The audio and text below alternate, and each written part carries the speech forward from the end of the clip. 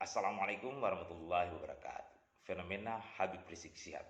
Izin guys sedikit berpendapat atau mungkin sekaligus berkisah lah tentang fenomena beliau yang saat ini telah menjadi atau sedang menjadi tokoh yang fenomenal dan juga orang yang paling dipuji, dihina dan terfitnah se-Indonesia.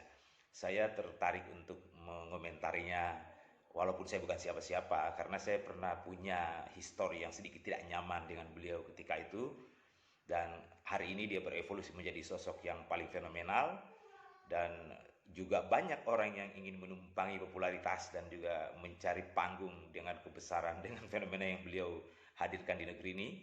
Dan sedianya sebenarnya saya ingin menulisnya saja, tetapi saya melihat bahwa tentang HRS hari ini algoritma beberapa medsos secara otomatis dimasalahkan, ya terpaksa saya buat video. Tahun 99 saya dipanggil oleh PT Akurama Record. Kala itu bosnya dia menghubungi saya bahwa minta tolong untuk dibuatin ilustrasi musik untuk video atau CD. Di mana sebelumnya saya juga sering menggarap ilustrasi musik khotbah Ustadz almarhum Ustadz Arifin Ilham, Ustadz Jeffrey, dan juga termasuk Bapak Ustadz Yusuf Mansur dan sebagainya. Bos Akurama kembali menghubungi saya meminta bahwa ada lagi ini Ustadz baru yang ingin buat CD juga, tolong buatin musik, namanya Habib Rizik Syihab. Tapi saya belum terlalu mengenal beliau lah ketika itu. Singkat cerita, saya tiba di studio Akurama Record Pluit ketika itu. Beliau lagi tik suara di dalam ruang vokal. Saya sambil menunggu anak-anak, saya suruh pasang alat saya untuk persiapan mengisi. Usai tik beliau masuk ke ruang vokal, dia ngelihat saya dengan gondrong gaya seniman, zaman itu namanya masih muda, ya tahun 99. Dia nanya, mau rekaman juga ya mas? Saya bilang, oh iya Pak Ustadz, saya dipanggil pemilik perusahaan ini untuk membuat ilustrasi khotbah Pak Ustadz supaya saya saja jadi orang dengar ada khotbahnya untuk mengangkat atmosfer yang Bapak sedang bahas.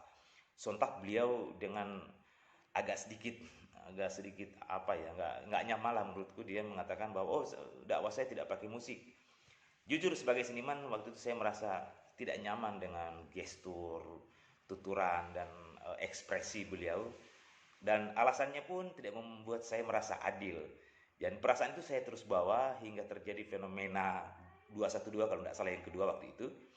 Di situ saya mulai melihat ada yang menarik dari atau berbeda dari ulama lainnya yang ada di beliau. Terlepas dengan segala kontroversinya, saya melihat beliau telah menjadi sosok pemimpin yang mampu menampung kerinduan mayoritas umat dan juga bangsa ini secara umum yang menginginkan perubahan lebih baik terhadap negeri ini.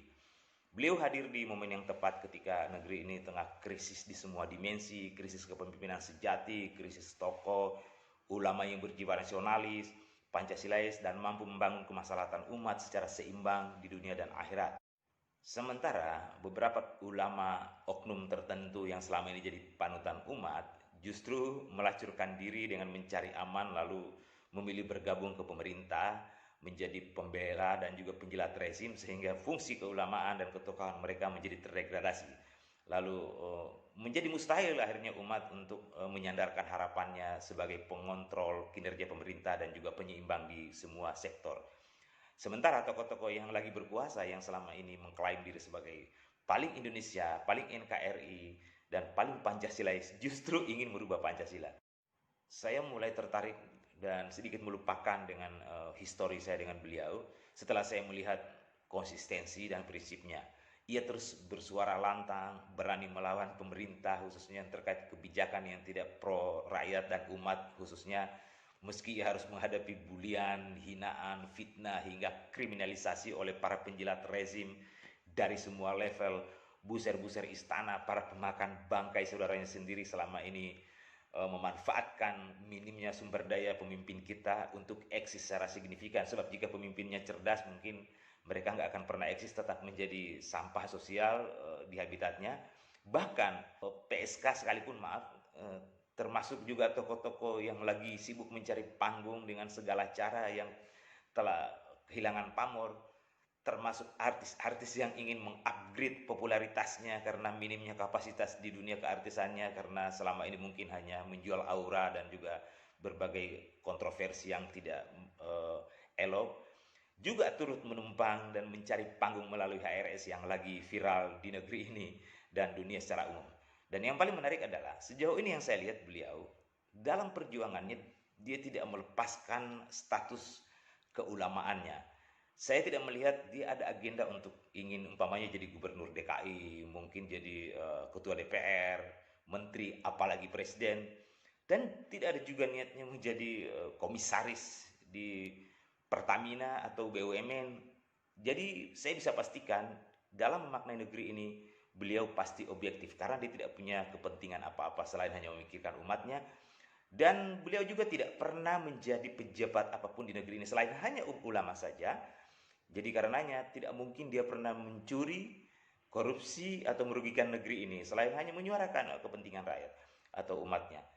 Tidak mungkin tentang negeri ini lebih benar jika dimaknai menurut umpamanya Ahok atau BTP kalau begitu yang lagi gila jabatan atau ingin jadi presiden, menurut ulama-ulama yang kerap menjadi tamu kehormatan di istana, menurut para pemakan bangkai rakyat dan saudara-saudaranya sendiri seperti buser-buser istana yang sebenarnya mereka adalah penyebar toksin sosial yang mencari makan di bawah meja para penguasa atau sisa-sisa makanan para oligarki, dan juga tengah menikmati minimnya kapasitas atau defisit sumber daya dari pemimpin-pemimpin kita yang mudah dibodohi untuk berbagai kepentingannya.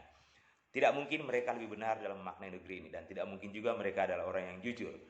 Melihat antusias umat yang menyambutnya serta kemampuannya mengendalikan massa hingga jutaan meski beliau lagi di luar negeri dengan segala penghinaan, fitnah dan juga kriminalisasi, praktis membuat tokoh-tokoh nasional yang selama ini sibuk melakukan pencitraan garing dan norak, menjual janji politik palsu, pencuri, penjual, dan penikmati kekayaan negara, merasa tidak lagi berharga dan tidak punya makna atau nilai, sehingga mereka hanya bisa mempertahankan eksistensi dengan kekuasaan yang mereka punya, menggunakan segala cara, dan lagi menghargai perbedaan. Padahal sebenarnya mereka tinggal memperbaiki diri, kebijakannya dibenahin, rakyat akan simpatik, tidak perlu menggunakan segala cara untuk itu. Apalagi para tokoh-tokoh yang hanya menumpang dinasti atau nama besar keluarganya di masa lalu meski tanpa kapasitas dan hanya hidup dengan sindrom kekuasaan keluarganya dulu, dan hari ini tampak semakin tidak berkapasitas dan betul-betul tidak bermakna dengan fenomena yang terjadi terhadap Habib Rizik Syihab.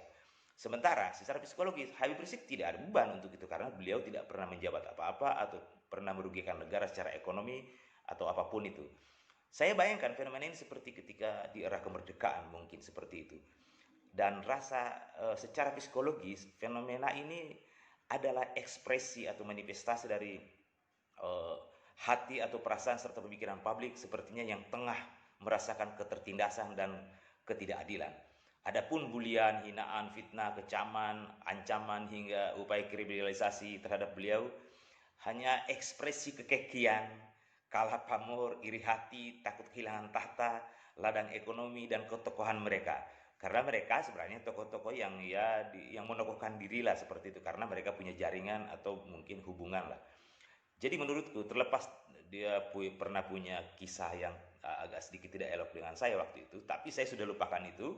Saya berharap para pendukung HRS juga tidak terlalu perlu lagi menanggapi bulian, kicauan dan hinaan sampah-sampah sosial peliharaan rezim, apalagi artis penjual aura yang lagi mengupgrade kapasitasnya di level yang sebenarnya bukan levelnya secara kemanusiaan.